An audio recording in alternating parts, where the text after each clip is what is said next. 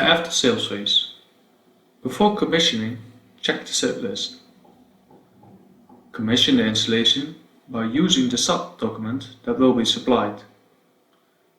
Check on the installation after 6 weeks if it's still running as expected. Ask the client if he has any questions regarding the installation. If the project is done, together we will look how it went and look if there is room for improvement. After this, our service department will always be on standby to support the client or you as a dealer with any questions about spares and maintenance.